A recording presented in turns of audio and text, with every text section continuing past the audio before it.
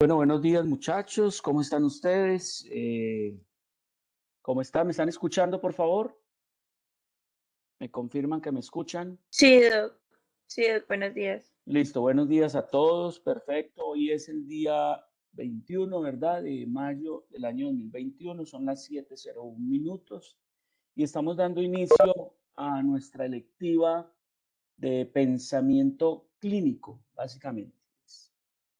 En este momento hay 13 estudiantes, creo que están faltando unos, pero bueno, ahí les vamos dando tiempo. Esto siempre va a estar grabado y la idea es que ojalá la gran mayoría podamos, el resto tenemos que concertar una actividad cuando no vayan pudiendo entrar. Vamos a empezar entonces con lo que tenemos que hacer siempre.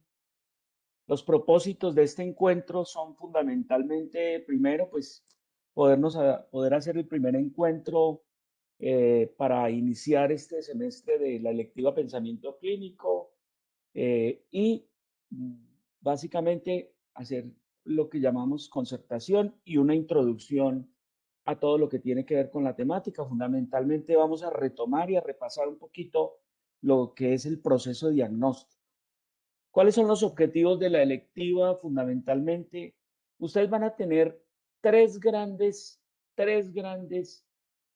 núcleos teóricos, llamémoslo así.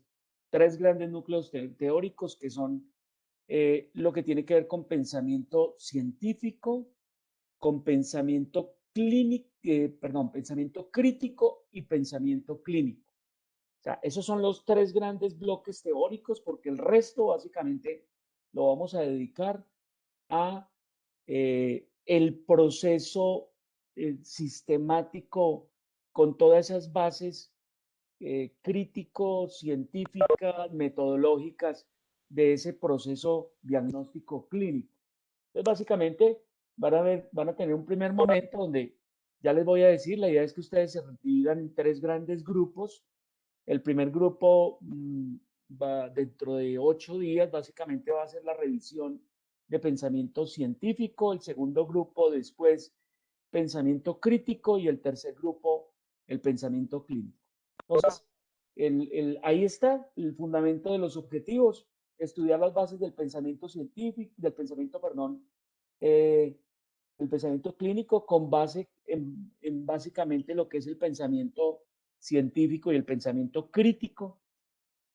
Vamos a ver los aspectos fundamentales de cada una de esas estructuras de pensamiento. Vamos a ver las bases del proceso diagnóstico y cómo se aprende a hacer un proceso sistemático.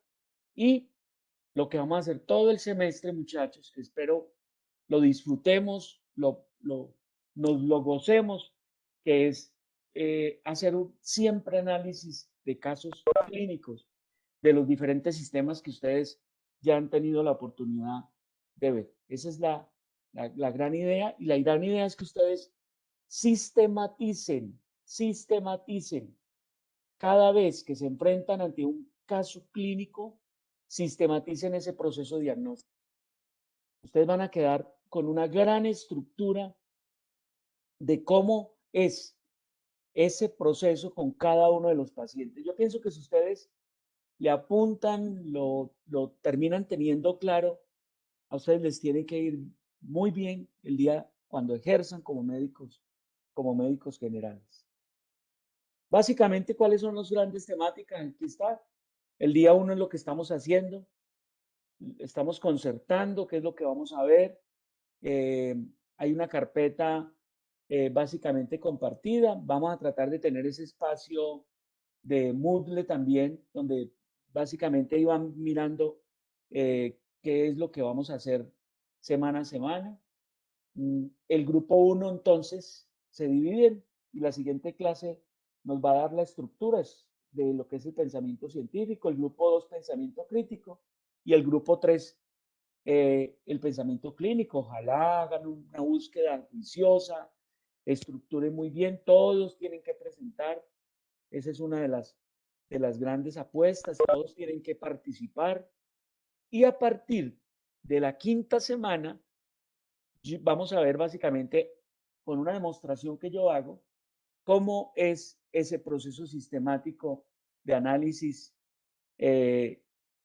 de un caso clínico presentado por mí. Yo voy a tratar de hacer unas 2 sesiones donde yo lo oriento y a partir de ahí, por grupos, van a traer casos clínicos con ese análisis sistemático. Casi que cada grupo va presentando cada cuarta vez, porque yo haría la cuarta, o sea, perdón, cada quinta vez. O sea que el grupo uno, después de la sexta semana, o sea, en la séptima semana estaría el grupo uno, en la octava el grupo 2, en la novena el grupo 3, en la décima el doctor Duque vuelve y presenta un caso y así nos vamos. Obviamente yo hago la orientación, hago el acompañamiento de la discusión del caso clínico que vayan trayendo. Esa es la gran idea. Evaluación, el 30, 30 y 40, primer corte 30, segundo el 30 y el cuarto el 40. Mire, para este primer corte, básicamente la nota va a salir, la nota sale. De la presentación, ahí está una nota que cada grupo hace, ¿listo? La segunda nota les hago un quizicito de esos 3 grandes bloques temáticos. Ese sería las prenotas. Y la nota de parcial, hago un parcial de esos 3 grandes bloques temáticos. Eso es básicamente la. A partir de ahí, muchachos, la nota depende básicamente de la presentación que cada grupo hace en cada corte. Mire, la idea es que si por algo poquito debemos estar en esta asignatura, es por la nota, muchachos. Asistan, muestren interés, participen, pero esto no lo tiene por qué. Aquí les tiene que ir bien, porque al fin y al cabo esto es una electiva, o sea, ustedes voluntariamente tomaron la decisión de estar conmigo para aprender en este espacio académico. Esto no puede ser coercitivo, lo que sí no permito nunca es que, perdónenme la expresión, la gente me parrandee la clase, o sea, pretenda no venir nunca y tener una buena nota, ¿no? Aquí participen, vengan y ustedes van a tener una muy buena nota. Entonces, digamos que la nota sea lo de menos, que lo demás es que ustedes digan, terminé la asignatura con el doctor Duque y aprendí a sistematizar, a pensar, a hacer procesos diagnósticos juiciosos. Y como le digo, difícilmente a uno le va mal en la vida después. Se los digo por experiencia. Ustedes saben que yo soy un médico clínico que ejerzo la medicina, que todos los días veo pacientes, todos los días. En este momento solo particulares, ningún paciente es institucional, pero tengo mucho paciente que estoy viendo todos los días.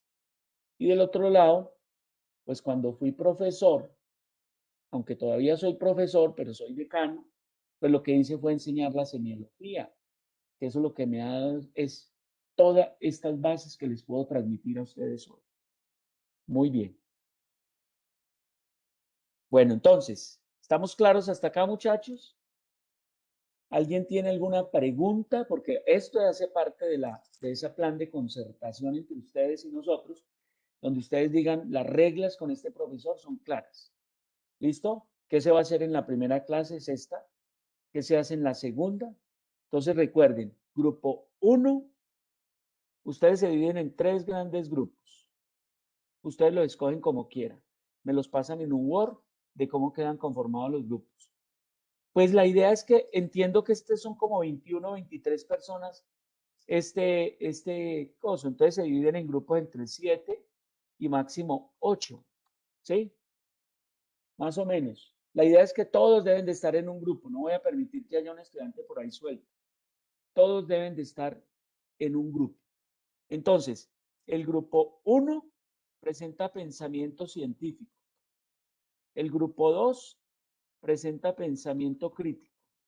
Y el grupo 3 presenta pensamiento clínico. Ahí están los 3 grandes bloques temáticos. ¿Listo? Muy bien. Ya saben cómo vamos a evaluar. Sale una nota de presentación que tiene que ser muy buena, una nota de un quizicito que les hago de 5 preguntas. Ahí está la nota previa, la suma de las dos. Y el parcial, que es básicamente la nota de corte, donde evalúo los 3 bloques. Casi siempre les digo ¿qué les voy a preguntar? O sea, yo no escondo lo que ustedes se tienen que saber. Entonces, si han estado juiciosos acá, les tiene que ir bien, porque son preguntas, grandes preguntas sobre eso. Listo. Otra pregunta. ¿Alguna otra pregunta, muchachos? Recuerden que las clases siempre están grabadas. Si tenemos el espacio Moodle, que ojalá no lo abran pronto, pues lo van a tener ahí. Ahí lo vamos a poder ir viendo. Vamos a compartir el espacio de la lista de reproducción de pensamiento de esta asignatura que se ha dado anteriormente. No deben repetir los casos que los otros grupos han visto. Ahí están grabados todos. Así que no hagan eso, por favor. Que todo sea producto de un mínimo esfuerzo de cada grupo. ¿Listo? ¿Alguna otra pregunta, muchachos? ¿No? Listo. Todo está claro. Muy bien, muy bien. Bien, bueno, muchachos, entonces vamos a hacer una revisioncita. Creo que para ustedes hasta un repaso, porque alguna vez lo compartí, y si no, entonces, de lo que es el proceso diagnóstico. Entonces vamos a dar una revisioncita al tema. Bien, vamos a tomar un caso clínico para ver la temática del proceso diagnóstico. Esta es una mujer de 47 años casada, con una historia más o menos de 4 años de evolución. Este es un caso real, además de un familiar que desafortunadamente ya falleció. Tos hematoica, disnea de grandes esfuerzos, síntomas constitucionales, fiebre, sudoración nocturna y unas lesiones en piel como pápulas pruriginosas con una alopecia parcial. Múltiples tratamientos con antihistamínicos, antitusivos, corticoides, betamiméticos o broncodilatadores y múltiples exámenes, la mayoría de ellos negativos anteriormente. En el momento que consulta, que le hacemos como el corte de la historia, consulta por una tos de predominio seco, una disnea de grandes esfuerzos sin otros síntomas. Antecedentes importantes, una diabetes gestacional en el último embarazo. Negativo para otro, no fumadora, no cocinadora con leña, no licor, no contacto con tosedores. Y al examen físico, básicamente signos vitales estables, un buen estado general. En las manos, una leve acropaquia. Aquí está. ¿Se acuerdan las uñas en vidrio de reloj? ¿Cierto? Una alteración en el ángulo subungueal. Pero eso era lo que tenía la paciente, con un leve ensanchamiento de la falange distal. Ahí está, la vista lateral. ¿Sí? El cambio en la configuración de la uña, el ensanchamiento un poco de la falange distal. Eso es lo que más llama la atención. Este es un verdadero caso de acropaquia, tanto en manos en pies. Este es de otro paciente, solo lo traje para eso, para mostrar cómo era una leve acropaquia. El examen de tórax y una disminución de la expansibilidad en base a unas vibraciones vocales aumentadas, un crujido pulmonar en bases, sibilancias al final de la inspiración y ruidos cardíacos normales. Muy bien, esta es la historia, muchachos. Esta es la historia. Entonces, a partir de ahí nace el fundamento. Vamos a ver el fundamento diagnóstico. Entonces, cuando nos enfrentamos a un enfermo, básicamente reconocemos que, uno, la enfermedad. Dos, casi siempre enfocamos por lo que él nos cuenta como síndromes, o sea, agrupamos signos y síntomas como síndromes y básicamente eh, eh, analizamos lo que es la situación del contexto del paciente. ¿Dónde está? ¿Dónde vive? ¿Qué hace? ¿Cómo trabaja? Todas esas situaciones tenemos que analizarlas para poder hacer un buen proceso diagnóstico. Siempre, siempre, siempre el proceso diagnóstico requiere que nosotros básicamente reconozcamos e interpretemos las manifestaciones clínicas del paciente conozcamos claramente la epidemiología. ¿Qué es lo más frecuente? ¿Qué es lo más probable? ¿Qué es lo más prevalente en el medio que se presenta? Y siempre el contexto inmediato, contexto mediático. Ustedes ya saben por historia multidimensional de qué estamos hablando. Y para hacer el diagnóstico, uno utiliza básicamente cuatro grandes estrategias. Cuatro grandes estrategias. La primera lo llamamos el método de la Gestalt o el método del patrón o el método de la forma. Básicamente, ¿a qué se refiere? Cuando yo me enfrento a un paciente, casi que desde que el paciente está entrando al consultorio, yo ya empiezo a hacer aproximaciones diagnósticas. ¿Sí? Por ejemplo, en este paciente, acropaquia, inmediatamente lo relaciono con patología crónica. Lo relaciono con patología pulmonar, patología cardíaca. Un aspecto, por ejemplo, mixedematoso en un paciente, inmediatamente me lleva a pensar que hay un hipotiroidismo. Un paciente ansioso, angustiado, con esopalmos, con temblor, inmediatamente me lleva a pensar que hay un hipertiroidismo. O sea, ese es el método de la Gestalt, método de la forma o método del patrón. El método algorítmico, que básicamente es el método de las ramificaciones.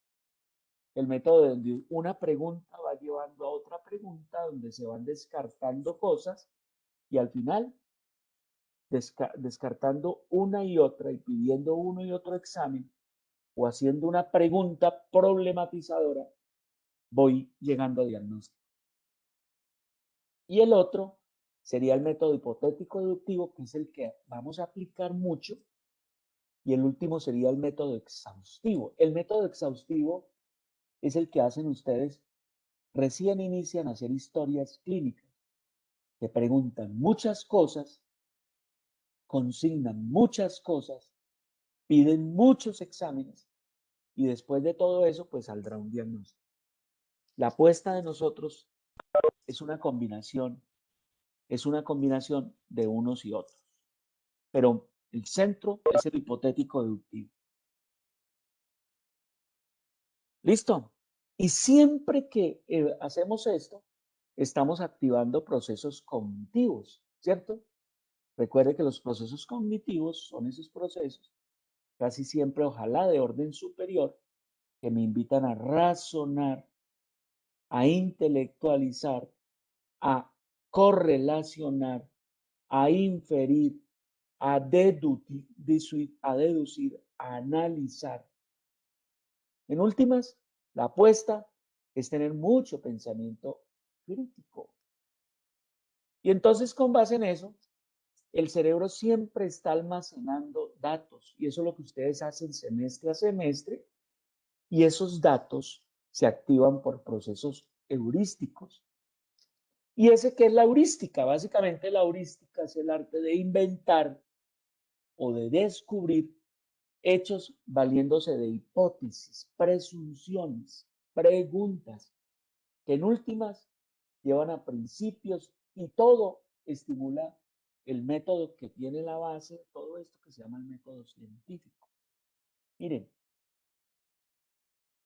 el método clínico en últimas es un método científico.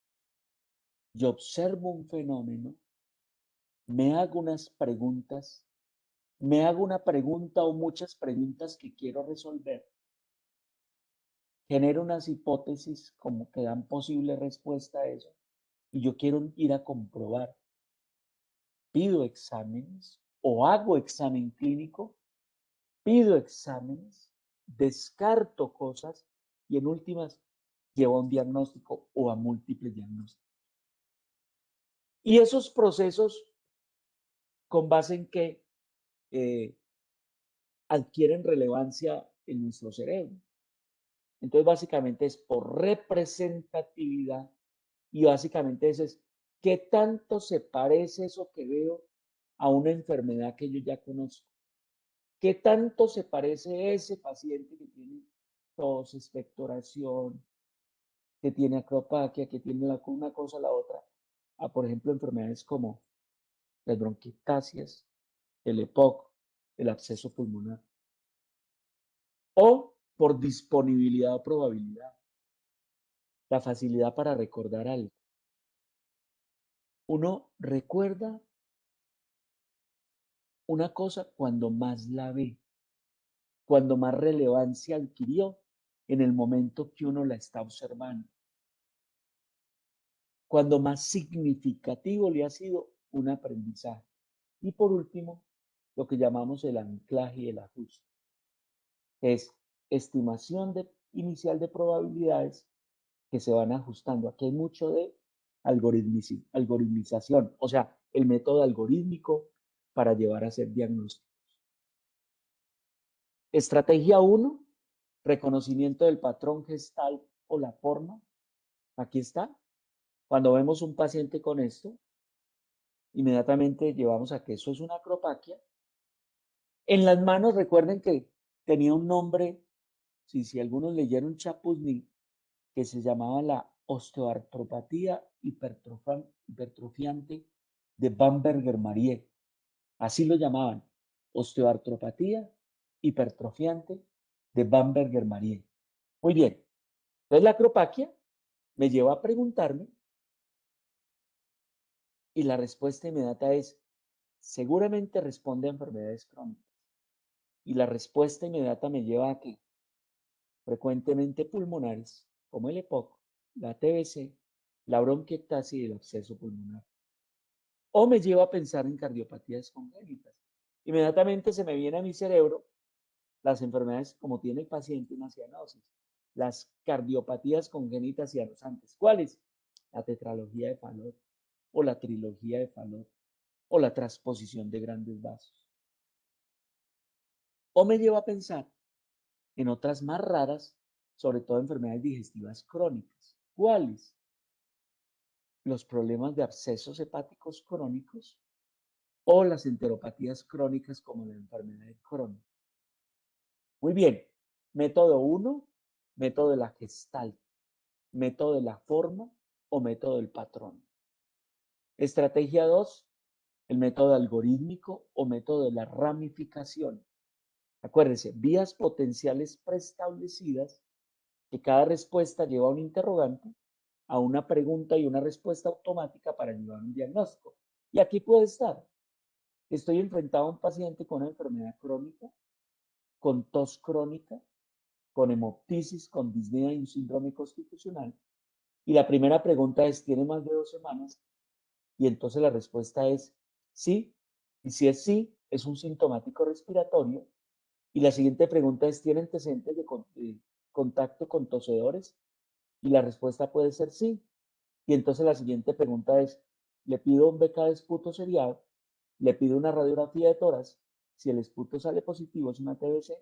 Si sale negativo, le tengo que pedir un cultivo y la placa de tórax. Si es compatible y sale positivo, hay que hacer tratamiento. Y si es negativo, puedo hacer hasta tratamiento de prueba. Sería un tratamiento acortado supervisado. Eso sería más o menos el método algorítmico. Eso lo usan mucho los americanos. La estrategia 4, la que más vamos a aplicar, que es el método hipotético deductivo. Unos datos iniciales, un enfoque con una lista previa de signos y síntomas, un enfoque sindromático, una lista breve de diagnósticos presuntivos, unas conductas iniciales, se hace examen físico, sistemático, se piden laboratorios y obviamente al final, después de corroborar una cosa con la otra, hacemos un diagnóstico de precisión. Volvemos al paciente entonces y esta es una apuesta donde decimos, mire, agrupe el paciente por signos, síntomas o síndromes que llevan a preguntas. Y entonces lo primero es, en este paciente me interesa mucho la tos crónica, me interesa mucho la disnea crónica y la tos crónica unido a una hemoptisis, un síndrome constitucional con manifestaciones respiratorias, un síndrome febril con manifestaciones respiratorias y la acropaquia como un signo que puede ser agrupado también, además, con unas patologías que la producen. Y en el examen físico del tórax, con un síndrome restrictivo, porque así lo evidenció al momento de hacer el examen. En tos crónica, obviamente empiezo a agrupar una serie de patologías que aparecen allí, que ya algunas las mencioné, y obviamente de esas patologías voy haciendo un filtrado con unas posibilidades de lo más probable de patologías que puedan ser, pero también tengo que correlacionar lo que en la literatura encuentro con lo que el paciente encuentra.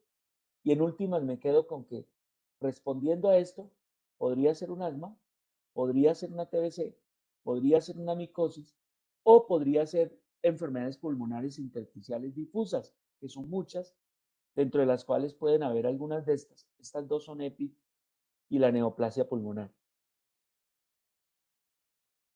Un sintomático respiratorio, recuerde que en principio debe responder a descartar una tuberculosis. En hemoptisis aparecen las patologías y seguramente aparecen otras, por ejemplo, de origen cardiovascular, como la estenosis mitral, como la hemosiderosis. Y en disnea crónica vuelven y me aparecen unas patologías que la producen, como el asma, la TBC, la micosis, vuelven a ser muy parecidas a las que me estoy encontrando en la agrupación de los otros síndromes, signos o síntomas. Síndrome febril con manifestaciones respiratorias, vuelven a aparecer otras patologías, pero casi siempre hay denominadores comunes de ellas. Neumonía, TBC, EPID, neoplasia, bronquiectasia, absceso pulmonar, el HIV y las colagenosis.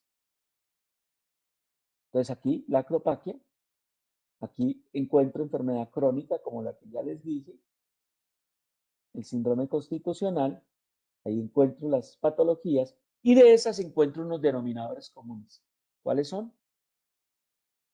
En disnea crónica, en hemoptisis, en síndrome febril, en acropaquia y el síndrome constitucional con manifestaciones respiratorias. Aparecen unas comunes, que son la TBC, el asma, la micosis, la neoplasia, la colagenosis y la EPID. Preguntas de historia clínica que pueden ayudar a orientar diagnósticos. Y es, la disnea es predominantemente expiratoria y expiratoria, y el episodio mejora con broncodilatadores porque eso lleva a pensar que sea un asma. La disnea se acompaña de ortopnea, disnea paroxística nocturna y edemas porque nos lleva a pensar que de pronto es una falla cardíaca. Hay compromiso articular, de piel, petequias, palidez, edema, porque podemos pensar en una colagenosis.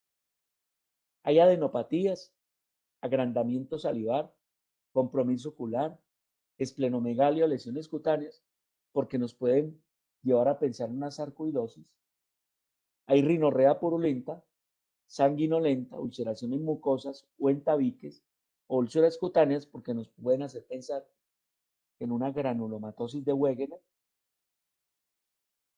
Hay antecedentes de consumo de amiodarona o fenitoína o exposición de polvo o asbesto o metales en área rural o tiene hábitos sexuales y ha tenido transfusiones.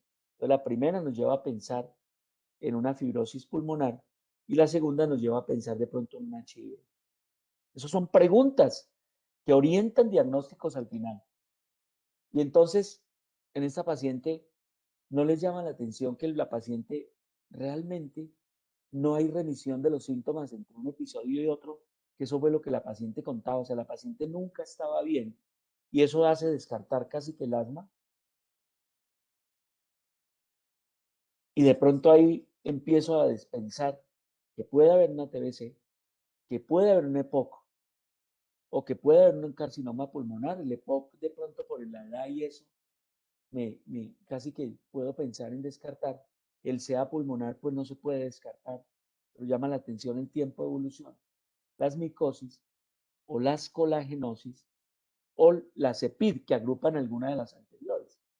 Las micosis, la tuberculosis y la colagenosis pueden hacer parte de la PID. Y entonces después de eso hago una correlación clínico-paraclínica. Y en este paciente tiene unos paraclínicos generales, como son los que muestran ahí, y los resultados básicamente es que la paciente no tenía mucho, una tendencia a la leucopenia y una trombocitopenia. Y ahí lo hace pensar de pronto en algunas de las patologías que hemos mencionado. La glicemia no tenía anormalidad y tenía básicamente un parcial de orina sin proteínas, pero con infección urinaria. Los BK seriados de esputo siempre salieron negativos.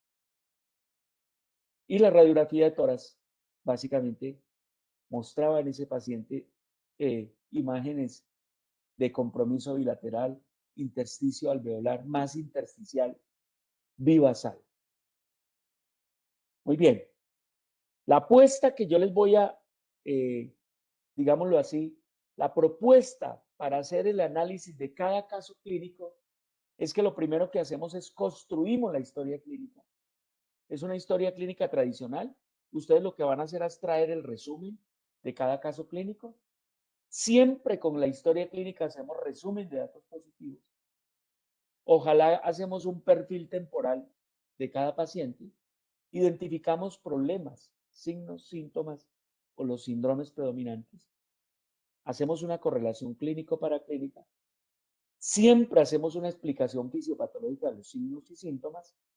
Aplicamos las leyes diagnósticas y por último, hacemos conclusiones diagnósticas. Aquí está, construcción de la historia clínica con los datos fundamentales que ustedes ya conocen. Y aquí está el paso a paso que siempre resumen de datos positivos, el perfil temporal, la identificación de problemas, patologías por síndromes, correlación clínico-paraclínica, la explicación fisiopatológica, la aplicación de leyes. ¿Cuáles leyes vamos a aplicar? Yo después se las muestro cada una. La ley de lo más frecuente, la ley de la prioridad, la ley de la información más completa, la ley de Agatha Christie, la ley de la parsimonia. Esas son las leyes fundamentales que vamos a aplicar en cada caso. Y por último, hacemos conclusiones diagnósticas. ¿Listo, muchachos? Esto es grande, grande, grande lo que les quería contar en este primer encuentro. ¿Preguntas, muchachos? Cuando hagamos, como ustedes van a revisar el bloque teórico de pensamiento científico, pensamiento clínico y pensamiento clínico, como les digo, ahí hacemos 2 clases donde el doctor Duque hace toda una demostración con caso clínico de cómo se hace este proceso que acabamos de ver. Y eso mismo es lo que cada grupo básicamente va a hacer cuando va y busca un caso clínico de la literatura o si tiene un caso clínico de los que estén viendo, lo traen y hacen todo el proceso sistemático, diagnóstico, juicioso, racional, científico, crítico, analítico, estructurado, cronológico de cada caso clínico que vamos a traer cada 8 días. Muchachos, ¿preguntas? ¿Pregunta o todo está claro? Cuéntenme a ver. Recuerden, los encuentros van a ser máximo de 1 hora, máximo de 1 hora. Y como les digo, ustedes se la tienen que gozar, muchachos. Se la tienen que gozar. Como yo me gozo haciendo estos procesos y obviamente como me gozo estando acá con ustedes. Vamos a disfrutar cada encuentro. Antes los encuentros los hacíamos de noche, fin de semana, muchachos. Vamos a tratar que esto se haga entre semana, en horarios hábiles, para que todos estemos despierticos. Tratemos de conservar este espacio. Yo sé que hay unos estudiantes que por ahí tienen problemas, pero vamos a mirar a ver si conservamos estos espacios. ¿Listo? Bueno, no hay preguntas. De todas maneras, hagamos un sondeíto que siempre hacemos. Y básicamente, perdón, listo. Califiquemos entonces. Quedó claro todo. Concertación y proceso diagnóstico.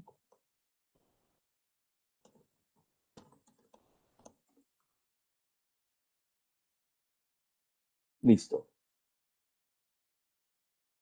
Bueno, hagamos la calificacióncita, miremos que todos estén acá todavía, que no estén por allá viendo noticias o leyendo otra cosa.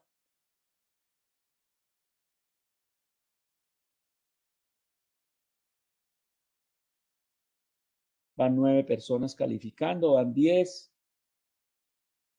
van 12 personas de los 18, 13, 14, faltan 4, faltan 2. Sin iniciar, faltan 2, miremos a ver. María José Duque. María José. ¿Ya? ¿También? Listo. Listo, muchachos, eso, muy bien. Muy bien, ya todos calificaron, muy bien. ¿Listo? Bueno, muchachos, muchas gracias por el espacio. En todo caso, nos seguimos juiciosamente viendo cada 8 días. Si tenemos algún problema, yo les aviso. Por favor, si alguien tiene alguna dificultad, siempre informen, siempre informen. Como les digo, este espacio tiene que ser mínimo, con mucha responsabilidad, con mucha alegría y que disfrutemos cada encuentro que hagamos. Bueno, feliz fin de semana. Muchas bendiciones a todos. Que estén muy bien. ¿Vale? Hasta luego. Gracias, doctor.